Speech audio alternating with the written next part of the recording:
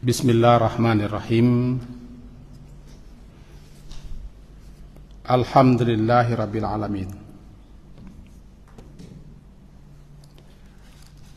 Wa bihi nasta'in ala umurid dunya waddin. Asyhadu an la ilaha illallah wa asyhadu anna Muhammadan abduhu wa rasuluh. Allahumma salli ala Muhammad wa ala ali Muhammad. Bapak-bapak dan ibu-ibu, dasar kajian kita malam hari ini sore Al-An'am, surat yang ke-6.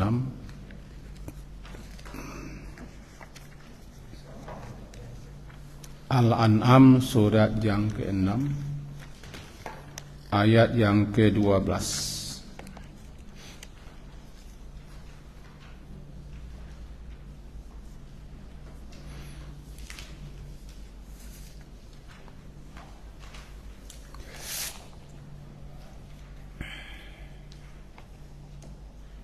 A'udzu billahi minasy syaithanir rajim. Bismillahirrahmanirrahim. Qul liman ma fis samawati wal ard. Qul lillah kataba ala nafsihi ar-rahmah. La yajma'annakum ila yaumil qiyamati la raiba fih. Alladzina khasiru anfusahum fahum la yu'minun. Qul, katakanlah ya Muhammad, liman, milik siapakah, punya siapakah, ma fis samawati wal ard, apa saja yang ada di langit dan di bumi. Kul, katakanlah lillah, milik atau kepunyaan Allah. Kataba ala nafsihi rahmah, dia, Allah itu telah kataba, telah menetapkan atas nafsihi, atas dirinya sendiri, rahmat, sifat rahmat, kasih sayang. La yajma'annakum, pasti sungguh, yajma'anna, dia akan mengumpulkan, menghimpun kamu nanti di hari kiamat. La raiba fi, yang tidak ada raiba, keraguan padanya.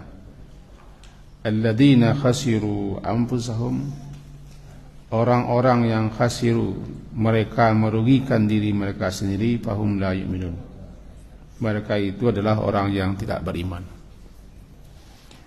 Sesuai dengan judul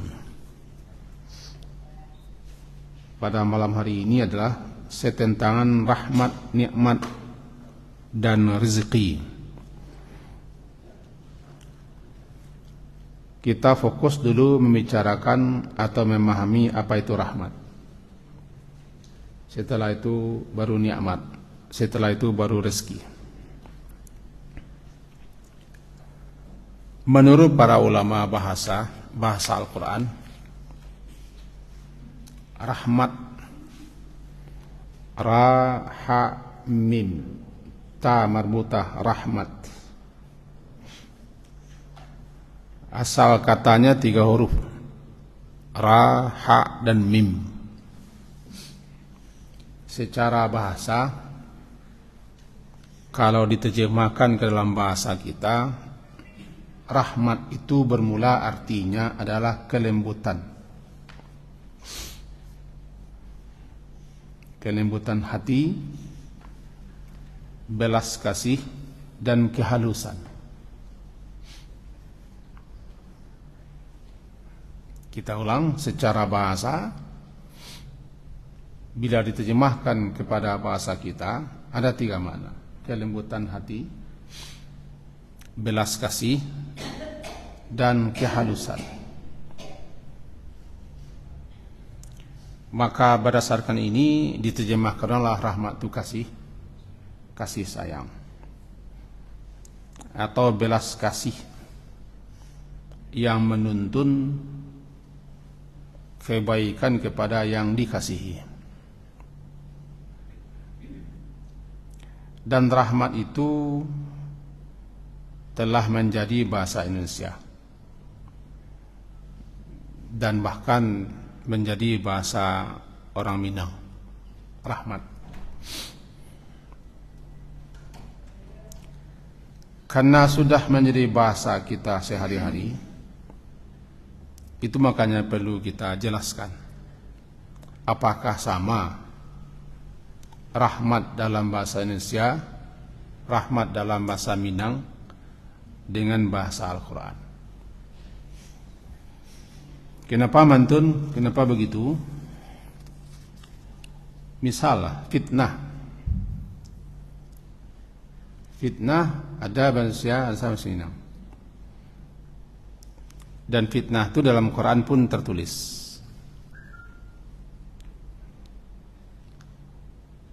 Cuman tidak sama. Kalau fitnah dalam bahasa Indonesia hasung, menghasut, mengadu. Kalau bahasa Minang pitanah. Pitanah. Tapi dalam bahasa Quran fitnah itu bukan menghasut. Fitnah itu ujian, cobaan. Kita pasti akan difitnah. Berarti akan diuji, akan dicoba. Dengan hal-hal yang menyenangkan dan dengan hal-hal yang tidak kita sukai. Namanya fitnah. Itu contoh. Nah, begitu pula rahmat. Ya, kita ambil artinya satu, yaitu kasih sayang. Allah Subhanahu wa taala dialah pemilik rahmat. Dia yang punya rahmat. Dan dialah yang mewajibkan kepada dirinya sendiri sifat rahmat. Kataba ala nafsihi rahmah. Dia telah kataba mewajibkan. yakni telah menetapkan atas dirinya sendiri, mewajibkan atas dirinya sendiri bersifat rahmat. Sehingga dalam hadis sahih disebutkan, jika dilepaskan marah Allah dan rahmat Allah, dilepaskan terlebih dulu marah, maka rahmat yang lebih dulu tiba. Karena rahmatnya mengalahkan marah. Rahmatnya mengalahkan marahnya.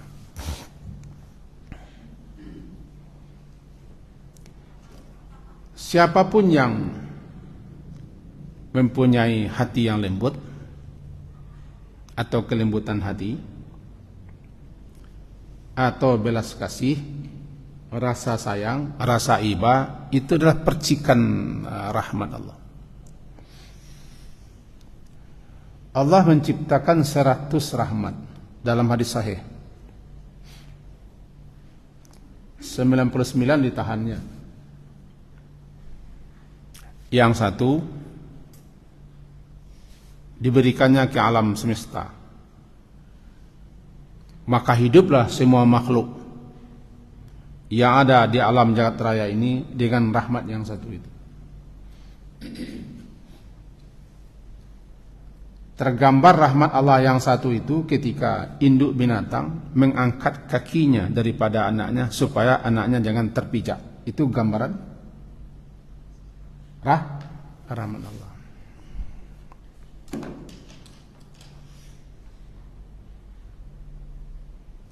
Jadi dengan demikian, Allah pemilik rahmat, Allah yang memberikan rahmat. Rahmatnya sangat luas, tiada bertepi, tiada berujung dan tiada berkesudahan.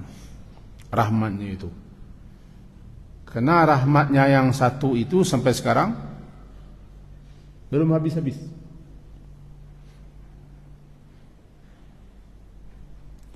Sehingga Allah pemilik rahmat, siapapun yang menirunya, yang meneladaninya,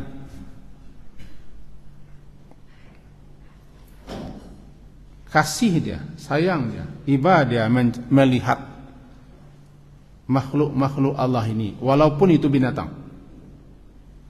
Karena rasa iba, rasa kasihnya, seorang pelacur mengasih minum anjing yang kehausan. Iba dia melihat, tersentuh hati perempuan lacur itu, melihat anjing telah menjulur-julurkan lidahnya mencari tanah-tanah basah saking hausnya di suatu gurun pasir. Lalu perempuan tadi menanggalkan sepatu kulitnya, masuk ke sumur yang dalam, disauknya air sumur, kemudian sepatu kulit yang telah bersih air itu digigitnya. Lalu kedua tangannya berpegang ke atas sampai keluar, disuguhkannya air itu. Itu lantaran kasihnya, sayangnya, hibahnya melihat anjing kehausan, maka si pemilik rahmat mencurahkan rahmatnya kepada perempuan ini, diampunkan dosanya. Hadis sahih Muslim. Untuk itu, irhamu man fil ard yarhamkum man fis sama. Kasihilah yang di bumi ini, supaya di langit pun mencurahkan kasih sayangnya kepadamu. Dan rahmat itu sesuatu karunia Allah yang diberikannya kepada hati seseorang. Kepada hati seseorang. Itu rahmat. Kira-kira begitu pengantar. Nah, kita selami ayat ini sedikit dulu. Ayat ini. Katakanlah ya Muhammad, liman, milik siapa, punya siapa, bagi siapa. Kata li itu bisa terjemahnya 3. Milik, punya, bagi. Hampir sama. Katakanlah ya Muhammad, milik siapakah, punya siapakah apa yang di langit dan di bumi ini. Katakan, milik Allah, punya Allah, apapun dia.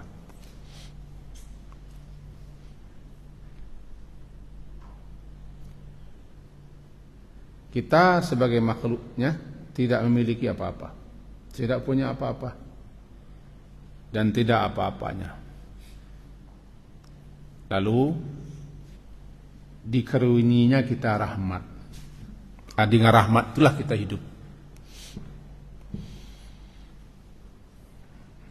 Dan dia di sini bunyi ayat kataba,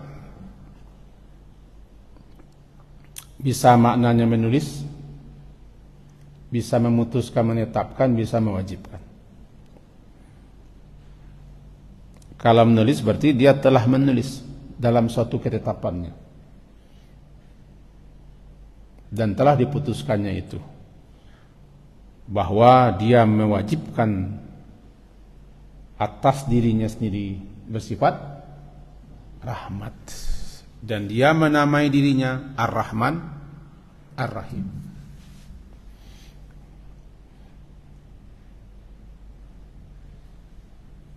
Bahkan dalam setiap apapun yang hendak kita kerjakan, awalilah dengan menyebut namanya Rahman dan Rahim itu.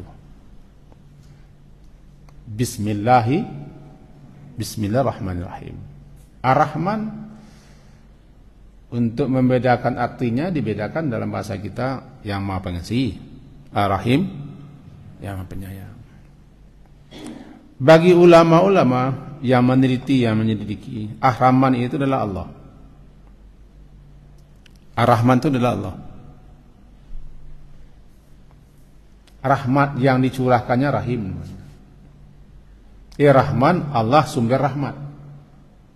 Ar-Rahim, Allah yang melimpahkan rahmatnya, Rahim. Yang lain memahami Rahman itu adalah Allah mencurahkan rahmatnya kepada siapa saja, umum. Kenapa? Rahmat Allah dibagi dua. Rahmat ammah, rahmat khassah. Rahmat yang bersifat umum, ammah, rahmat yang bersifat khusus, khassah. Rahmat yang bersifat umum adalah tidak satu makhluk pun yang tidak disentuh oleh kasih sayang Allah. Siapapun makhluk itu.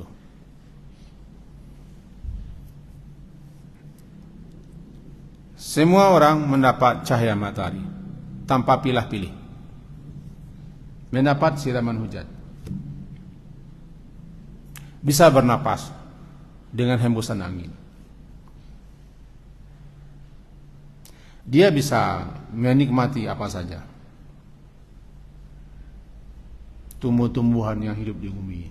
Air yang mengalir itu rahmatnya rahmat umum. Tidak bisa dibatasi itu.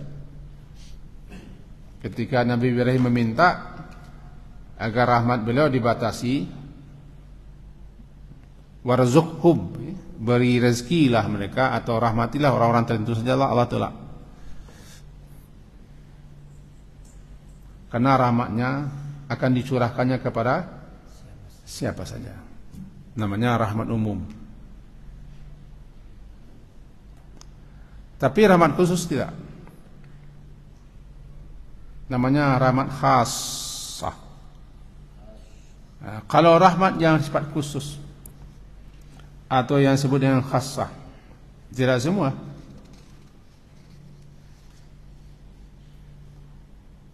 Apa rahmat khassah? Hidayah, berkah, taufik, ketenangan, ketenteraman jiwa. Itu contohnya. Tidak semua dapat. Keberkahan tidak semua dapat.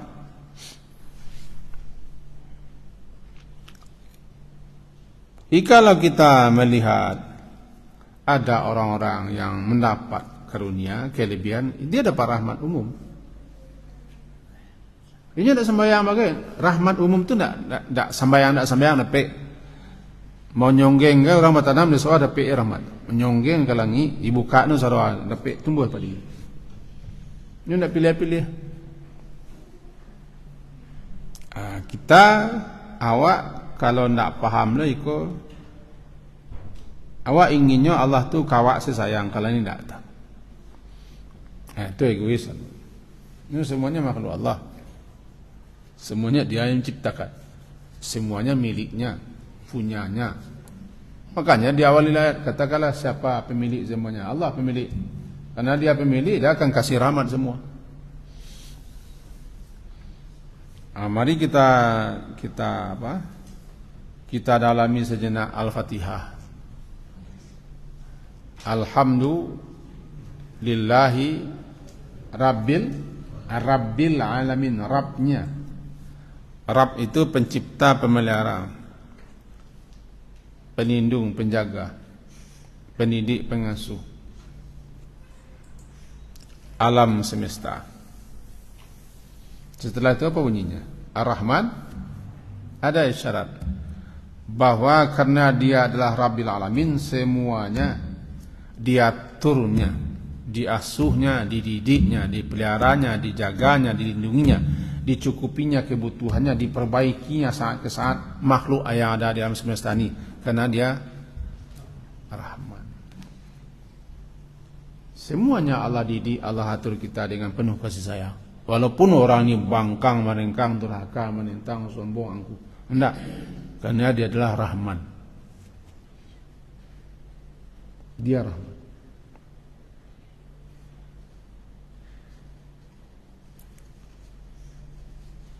Yang kedua, Rahim. Dialah yang memiliki rahmat khusus. Khusus.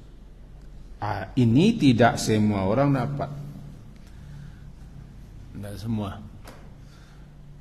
Kita awak dalam musalah aku dapat rahmat khusus. Kan tidak semua orang nepek. Salat maghrib gitu. Kan tidak semua orang salat maghrib.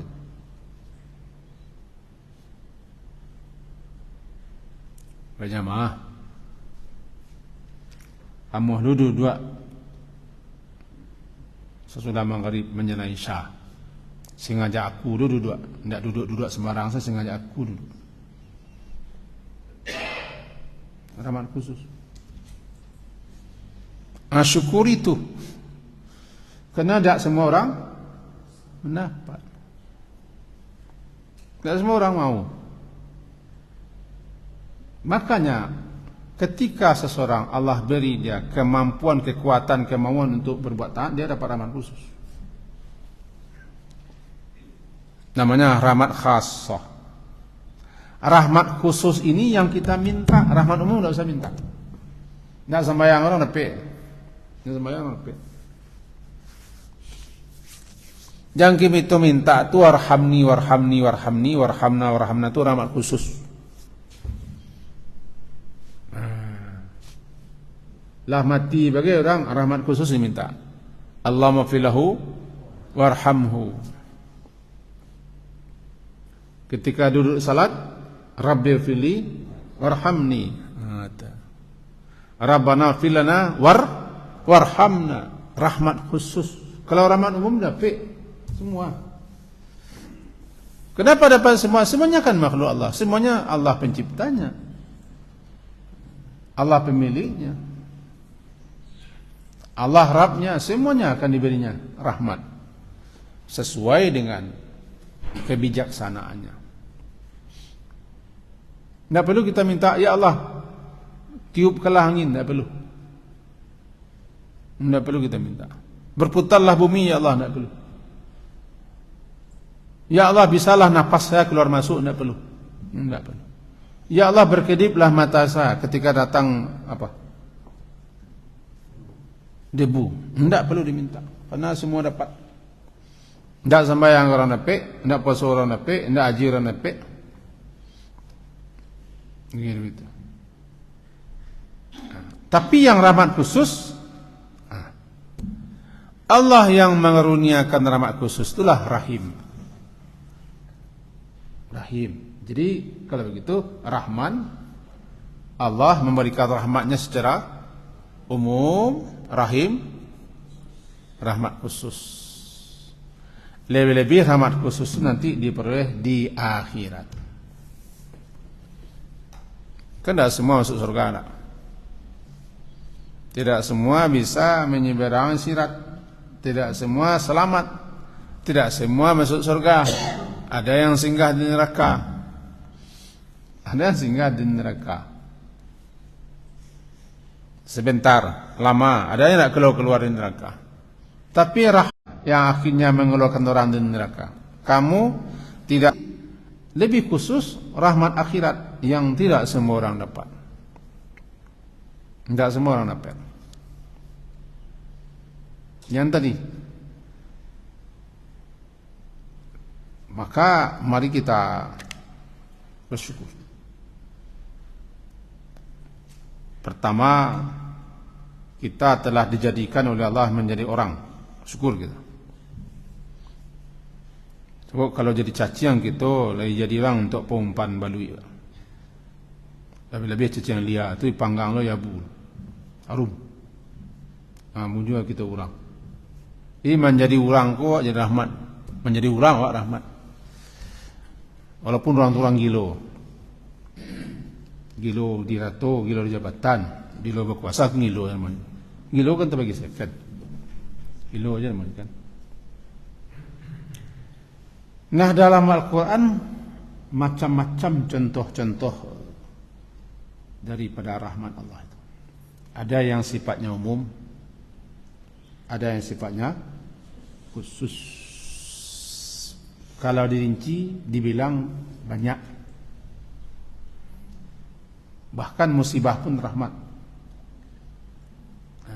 Musibah pun rahmat. Ada rahmat di balik musibah. Kalau begitu tidak ada kita yang apapun yang kita alami yang tidak ada rahmat di situ.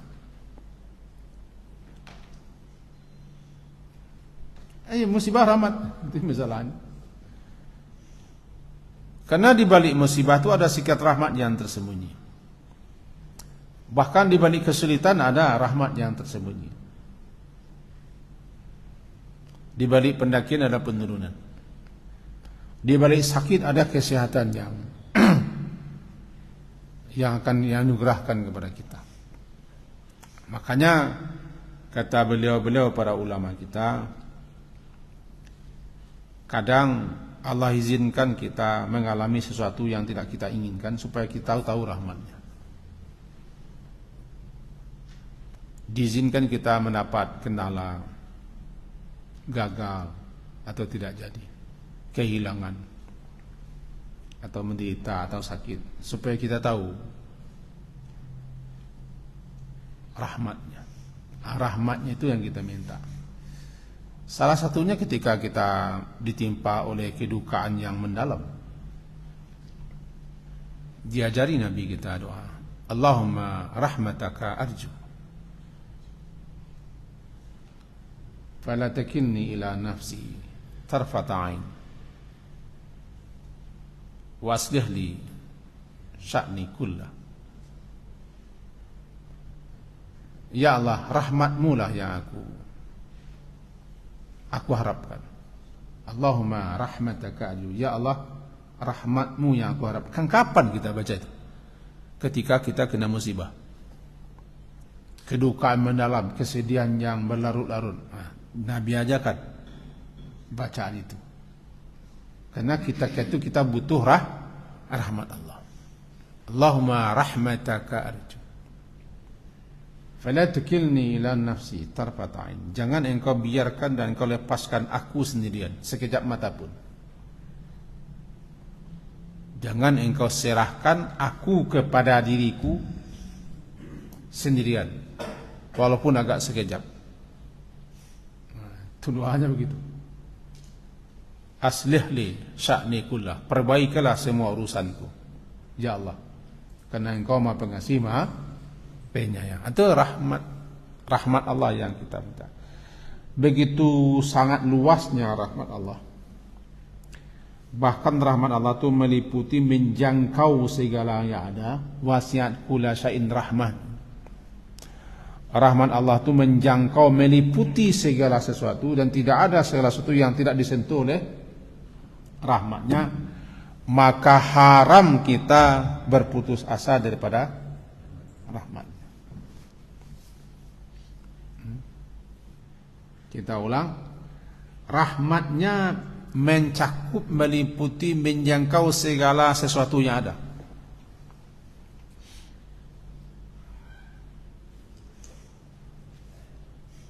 Untuk itu haram hukumnya, termasuk dosa besar, orang yang berputus asa daripada rahmat Allah.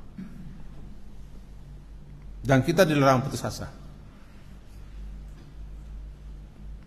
Bahkan sebesar apapun dosa, sebanyak apapun dosa apapun yang dilakukan, tidak boleh berputus asa daripada rahmat Allah. Kan surat Az-Zumar, la taqnatu min rahmatillah.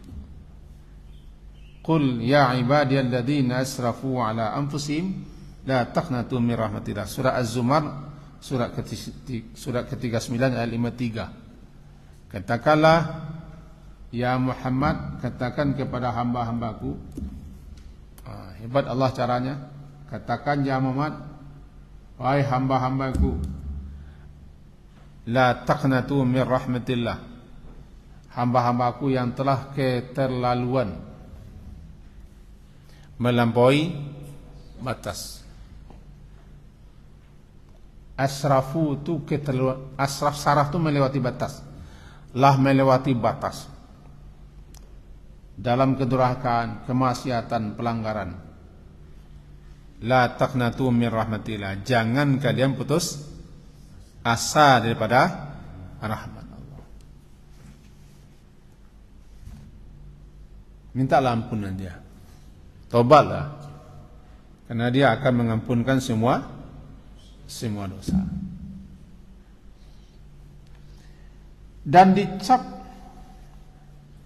dicap orang yang putus asa daripada rahmat itu sebagai orang yang sesat. Surat Al-Hijr, surat ke-15, ayat 56. Siapa yang ingin lihat boleh. Surat ke-15 Al-Hijr, ayat 56, dikatakan begini, halaman 265.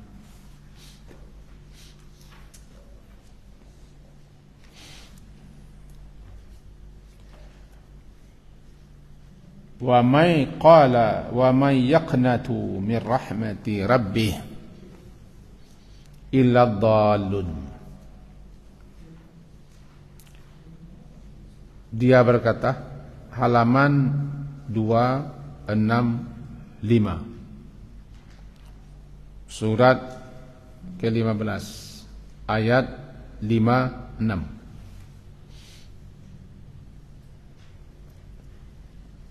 Dan berkata Nabi Ibrahim, wa man yaqnat,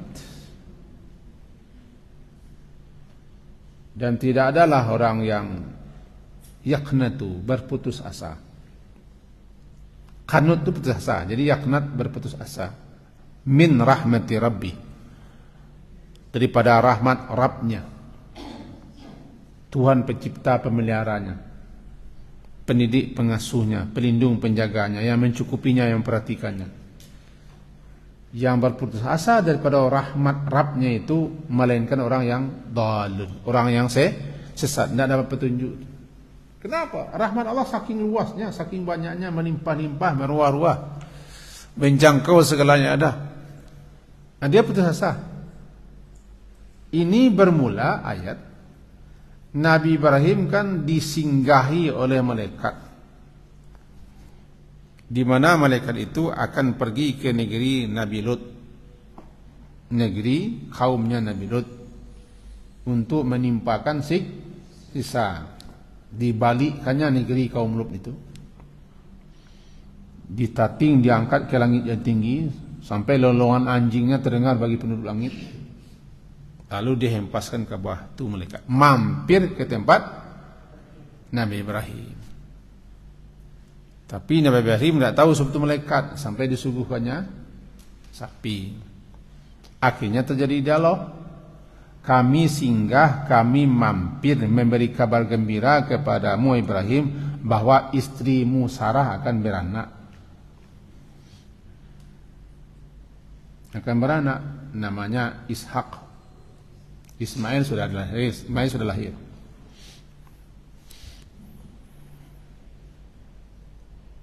Nah, ketika itu, masa engkau, aku diberikan bahasa istri akan beranak, dia sudah tua, dan segala macam. Kata malaikat, janganlah engkau putus asa. Walaupun istrimu sudah tua, mandul, sudah tua. Kata Nabi Ibrahim, saya tidak putus asa. Sebab yang berputus asa itu orang sesat. Itu jawaban Nabi Ibrahim. Cuman saya merasa kaget. Istrinya sendiri kan masa ditepuknya pipinya. Fasakat wajah, ditepuknya pipinya. Mimpi malah. Landak dia beranak kan. Nah, putih kepalanya. Sedangkan ketika gadis rancak saya dulu beranak. Sampai di Nabi Ibrahim disuruh kawin dengan Hajar, pembantunya. Kan gara-gara tidak beranak. Nah, sekarang mampir malaikat mengasih tahu bahwa dia akan beranak. Bergejolak, berkecamuk berbagai macam perasaan. Kata malaikat, janganlah putus asa. Tidak, saya tidak putus asa. Yang putus asa itu orang sesat. Itu ayatnya. Wa may yaqnatu min rahmatir rabbi illa dhallun. Orang yang tidak lain, yang tidak bukan orang yang putus asa daripada rahmat Tuhan itu adalah orang sesat. Saya tidak putus asa. Ini berarti kajiannya berputus asa daripada rahmat Allah yang sangat luas, menjangkau, meliputi segalanya ada, hukumnya haram dan berdosa besar. Sesat orang. Begitu juga kata Nabi Yakub. Kata Nabi Yakub kepada putra-putranya, kalian jangan berputus asa daripada rahmat Allah.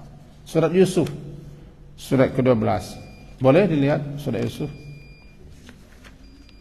Sebentar, minta nas sebentar kawakatu. Surat Yusuf, surat ke-12.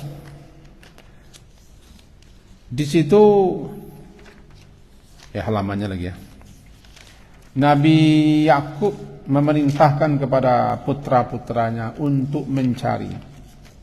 Ayat ke-87 halaman 246. Halaman 246 ayat 87 bunyinya. Ya bani, wahai anak-anakku. Ini anak-anaknya yang sudah besar-besar, yang sudah berkeluarga. Sebanyak 10 orang. Idhabu, pergilah berangkat kalian, fatahassasu, maka carilah berita info tentang keberadaan Yusuf dan saudaranya akhihi. Saya tidak akan cerita tentang bagaimana Nabi Yusuf dan saudaranya. Wala tayasu, jangan berputus asa,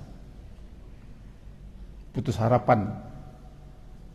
Min rauhillah, daripada rahmat Allah. Rauh, rahmat, daripada rahmat Allah. Innahu, sesungguhnya, la yayasu, tidaklah yang berputus harapan daripada rahmat Allah melainkan orang yang kafir.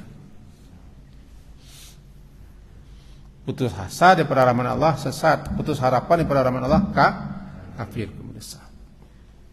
Kenapa kafir? Orang kafir yang tidak percaya kepada rahmat Allah. Dalam 2 ayat ini jelas kita, tidak boleh patah pucuk, patah semangat, putus asa. Orang tidak bertuhan tu pantang menyerah, ditekat pada pejuang. Kenapa? Allah akan mencurahkan rahmatnya kepada siapa saja yang daki-daki, lebih-lebih rahmat khusus. Oleh sebab itu, jangan berputus asa daripada rahmat Allah yang sangat luas. Apapun yang kita alami, tiba di musibah, seberat apapun musibah, sampai-sampai berapapun dosamu, walaupun mencapai ananas sama, mencapai awan di langit, atau mencapai melebihi awan di langit, diunggu-unggu dosa seperti itu, lalu kamu datang minta ampun, aku ampuni, kata Allah. Karena Allah itu Ghafurur Rahim belakang, Rahim belakang. Dari kajian kita tadi, judul kaji kita malam ini kan rahmat dan nikmat. Yang nikmatnya tidak sempat kita baca. Rahmat sih kita selesaikan dulu. No, judul aku kan tak kaku no ketua. Tak tamai gini. Bisu ada bisa, ada cara bisu. Mau bisu di Persia, Sri Lanka. Nak lentur saya, andaikan tak tamai, ya sambung berikutnya. Sebab ada kan perbedaan rahmat dengan nikmat. Judul kajiwa, tema kajiwa kan istilah harian yang lazim gitu kan. Apa beda antara rahmat, nikmat dan rezeki? Malam hari ini nampaknya baru fokus kita kepada rahmat saja. Inti kaji kita malam ini, tentu inti kaji kita malam ini bahwa Allah Ar-Rahman, Allah Ar-Rahim. Allah Rahman, Allah tu Rahim, Maha Pengasih, Maha Penyayang. Dia pemilik rahmat. rahmatnya sangat luas. Dan tidak satu pun di alam semesta yang tidak disentuh oleh rahmatnya. Ada rahmat bersifat umum, ada rahmat bersifat khusus. Rahmat itu adalah kasih sayang, kelembutan, kehalusan yang diberikannya, baik bersifat materi atau bersifat immateri. Ada rahmat itu yang bersifat materi, ada yang bersifat immateri. Untuk itu jangan sampai kita